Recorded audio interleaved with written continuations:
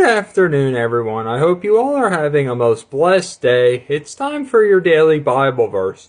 And today we're going to read Numbers chapter 23, verses 16 through 20. The Lord met with Balaam and put a message in his mouth and said, "Go back to Balak and give him this message." So he went to him and found him standing beside his offering with the princes of Moab. Balak asked him, "What did the Lord say?" And then he uttered his oracle. "Arise, Balak, and listen. Hear me, son of Zippor. God is not a man that he should lie, nor a son of man that he should change his mind. Does he speak and then not act? Does he promise and not fulfill? I have received the command to bless. He is blessed, and I cannot change it." So, what's going on here?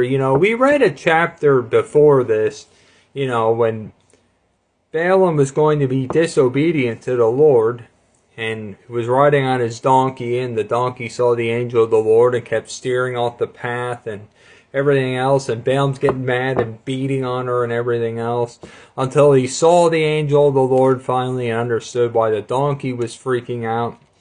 Well, now this is about a chapter or so later,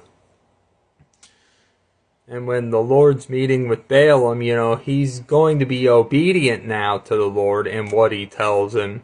And the Lord's putting the message in his mouth, and he's like, "Go back to Balak and give him this message, And so he goes back to him, finds him standing there beside the offering.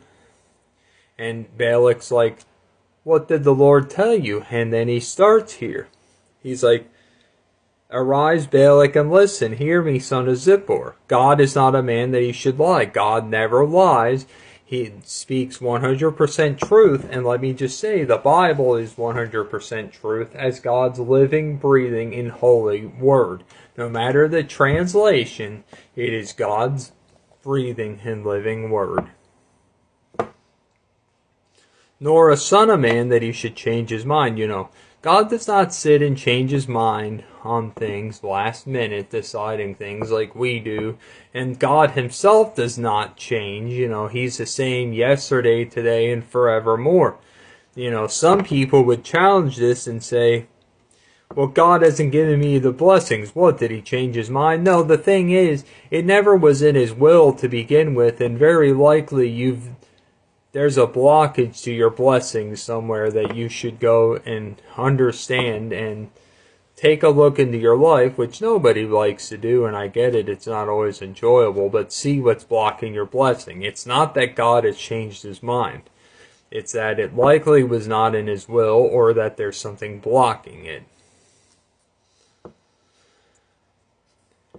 Nor does he speak and then not act. When God speaks, he's always going to act on what he says. He's always going to hold to his word. He's not just all talk. No, he's going to act, and he's going to carry through. Does he promise and not fulfill? God always keeps his promises. He will never let you down. If God's promised it, you will get it. If it's in God's will, it will be. And then he goes on, he's like, "I have received the command to bless."